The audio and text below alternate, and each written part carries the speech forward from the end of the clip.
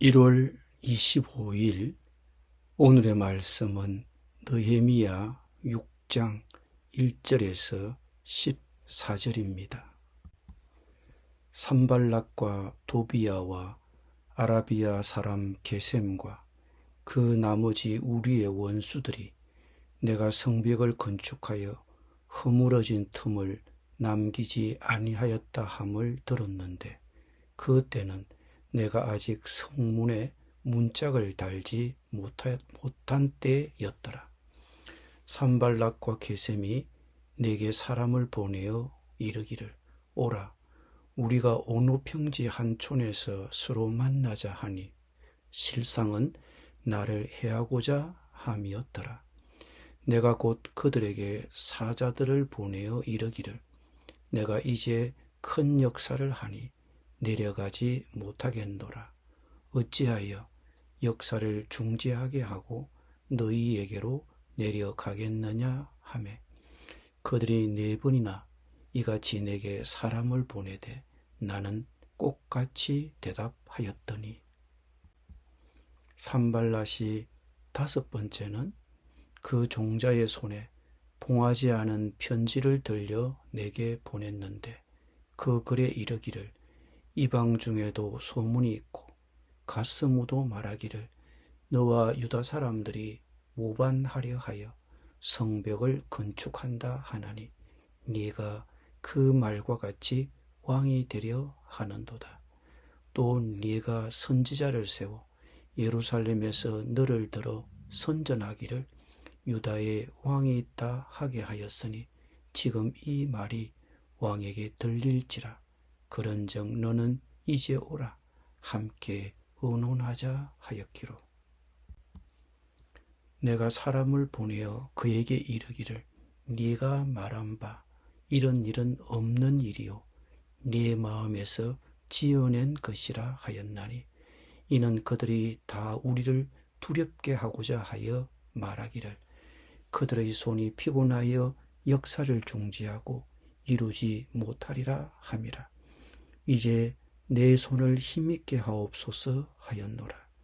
이후에 모헤다벨의 손자 들라야의 아들 서마야가 두문불출하기로 내가 그 집에 가니 그가 이르기를 그들이 너를 죽이러 올 터이니 우리가 하나님의 전으로 가서 외소 안에 머물고 그 문을 닫자.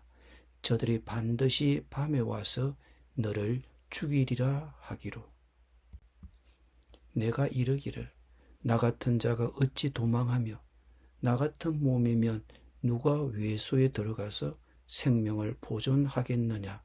나는 들어가지 않겠노라 하고 깨달은즉 그는 하나님께서 보내신 바가 아니라 도비야와 산발랏에게 뇌물을 받고 내게 이런 예언을 함이라. 그들이 뇌물을 준 까닭은 나를 두렵게 하고 이렇게 함으로 범죄하게 하고 악한 말을 지어 나를 비방하려 함이었느니라. 내 하나님이여 도비야와 산발락과 여선지 노아디아와 그 남은 선지자들 곧 나를 두렵게 하고자 한 자들의 소행을 기억하옵소서 하였노라. 아멘.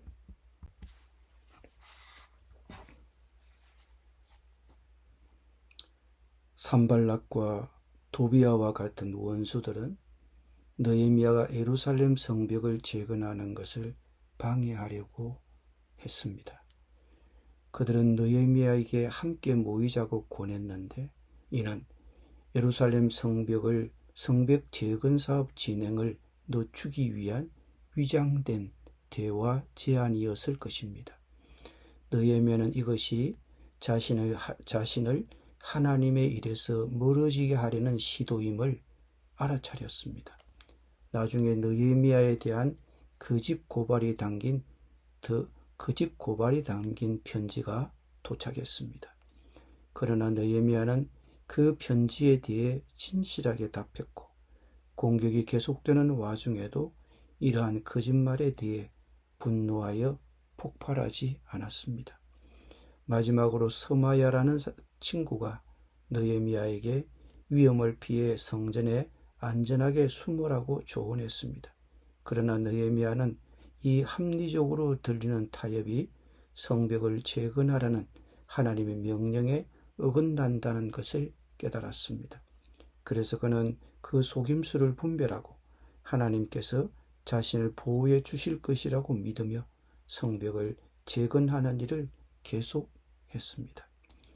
오늘 본문에서 느헤미야가 원수들의 방해를 받았던 것처럼 우리 역시 하나님의 사명을 완수하는데 방해가 되는 영적 싸움을 예상할 수 있습니다.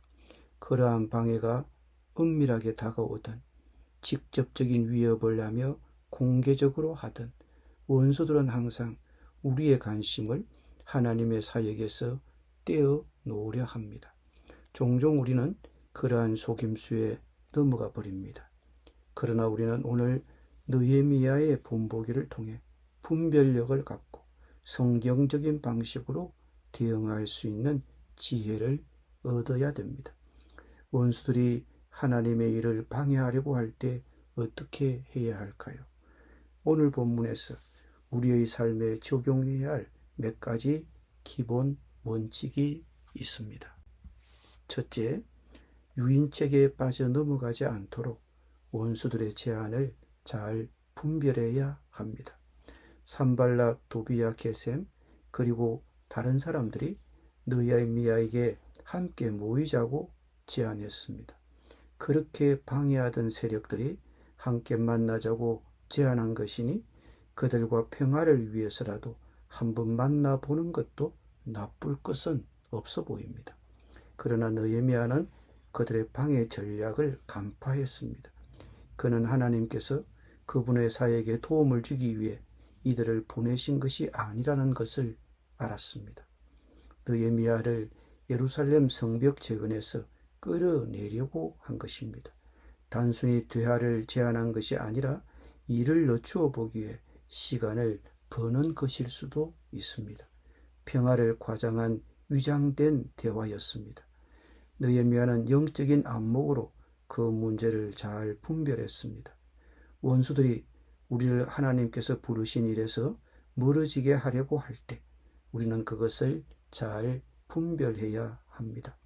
세상의 권력이 주님의 일을 늦추려고 큰 약속을 하더라도 하나님의 사역은 항상 최우선순위에 있어야 합니다. 그분의 목적에 집중해야 결실을 맺습니다. 느헤미야는 자기가 맡은 일의 중요성과 우선순위를 분명히 알고 있었기 때문에 다른 길을 가지 않았습니다. 중요한 것은 그 모든 것을 신중하게 판단할 수 있도록 하나님의 지혜를 구하는 기도입니다. 그들이 대화를 제안한 것이 주님께서 우리에게 집중하라고 명하신 것에 가까워지도록 이끌어주는가, 아니면 멀어지도록 이끄는가. 우리는 그것을 잘 분별해야 합니다. 그것을 신중하게 판단할 수 있도록 기도하며 하나님의 지혜를 구해야 합니다. 둘째로, 우리가 어떻게 하면 원수들이 하나님의 일을 방해할 때 대응할 수 있을까요? 둘째로, 진실과 기도로 거짓에 대응해야 합니다. 네 번이나 원수들은 끈질기게 도전했습니다. 그러나 느헤미야는 완강하게 거절했습니다. 원수들은 느헤미야를 유인하는 데 실패하자 이번에는 산발랏이 노골적으로 모함하는 편지를 봉하지도 않은 채 보냈습니다. 종자를 통해 편지를 전하는 중간에서 그 내용을 보고 나쁜 소문이 퍼지도록 하기 위해서였습니다. 물론 그 속에는 거짓 내용들이 들어있었습니다. 이런 거짓 비난이 담긴 편지가 느헤미야에게 왔을 때 느헤미야는 그 속삭이는 말들을 간파했습니다. 상황의 진실을 깨달은 느헤미야는 거짓을 반박하기 위해 진실한 답장을 보냈습니다. 경건한 신자와 지도자로서 우리 역시 원수들의 거짓 비난과 우리의 사역과 동기에 대한 거짓된 주장에 직면할 수 있을 것입니다. 느헤미야는 이런 왜곡된 주장에 대해 흔들리지 않고 너희들이 주장한 이런 일은 내게는 없다고 단호하게 대응했습니다. 그리고 그러한 비방에 분노하여 화를 내거나 두려워하는 대신에 하나님 아버지의 인도하심에 확신을 가지고 기도드렸습니다. 우리 역시 이러한 유형의 공격을 예상해야 합니다. 거짓된 비방과 주장에 직면했을 때 우리는 단호하게 대응해야 하며 그 문제를 하나님 앞에 가지고 나아가야 합니다. 우리가 감정에 휘둘리지 않고 적절한 다음 행동을 준비할 수 있도록 주님께 지혜를 구해야 합니다. 셋째로, 행동하기 전에 성경의 관점에서 냉정히 살펴봐야 합니다. 원수들은 느헤미야를 유인하는데 실패하자 성벽 재건의 목적이 느헤미야가 왕이 되려는 데 있다고 느헤미야를 모함했습니다. 그러나 이것도 실패하자 느헤미야의 친구 스마야를 매수하여 그에게 올무를 놓았습니다. 스마야가 느헤미야에게 안전을 위해 성전에 숨으라고 했을 때 그 조언은 합리적이고 타당하게 들렸습니다. 적들의 계속되는 위협을 피하려면 잠시 몸을 숨기는 것이 어떻겠습니까? 느헤미야는 웬만하면 원수들이 두려워서라도 그렇게 했을 것입니다. 그리고 스마야는 자기를 아끼는 친구가 아닙니까? 자신은 위협에 처했고 친구가 도와주려고 하니 쉽게 받아들일 수도 있었을 것입니다. 그러나 느헤미야는 말씀 앞에서 그것이 가능한지 냉철히 분석했습니다. 그리고 이런 결론을 내립니다. 나 같은 사람들어 도망이나 다니란 말입니까? 나 같은 사람이 성소에 들어갔다가는 절대로 살아놓을 수 없습니다. 나는 그렇게는 못합니다. 그에게 겁을 주어 성소를 범하는 죄를 짓게 하여 그의 명예를 떨어뜨리고 그를 헐뜯으려는 속셈이었다는 것을 그는 곧 알아차렸습니다. 스마야가 느헤미야를 아끼는 척하면서 성소에 숨는 것만이 안전한 것이라고 제안하지만 느헤미야는 그 제안이 말씀을 어기는 행위여서 수락할 수 없었습니다.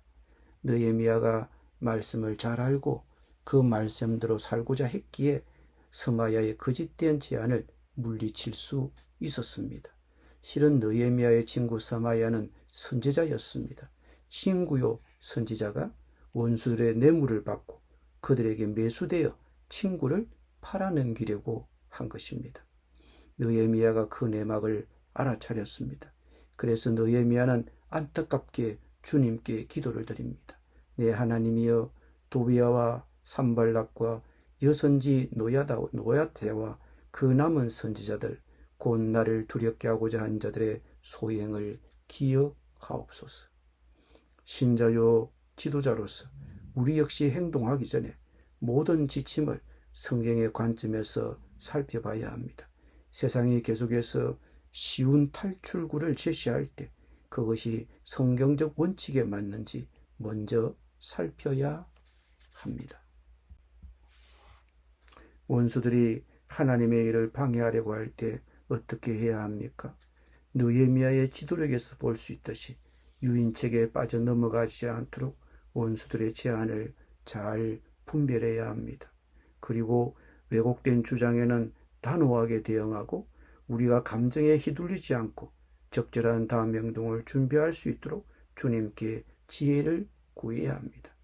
그리고 세상이 계속해서 특히 가까운 사람들이 쉬운 탈출구를 제시할 때 그것이 성경적 원칙에 맞는지 먼저 잘 살펴야 합니다. 행동하기 전에 성경의 관점에서 냉정히 살펴보아야 합니다. 승리는 자기를 안전하게 보존하는 데서 오는 것이 아니라 좁은 길을 기도하는 마음으로 꾸준히 걸어가는 데서 나옵니다. 기도드립니다. 사랑하는 하나님 아버지, 원수들의 방해가 있을 때 성경에 나타난 주님의 분명한 지시에 어긋나는 조언이나 공격을 간파할 수 있도록 도와주십시오. 왜곡된 것을 성경적 진리로 직접 다룰 수 있는 담대함과 지혜를 주십시오. 쉬운 길, 편안함을 쫓지 말고 좁은 길을 기도하는 마음으로 꾸준히 걸어가게 하여 주옵소서. 예수님의 이름으로 기도드립니다. 아멘.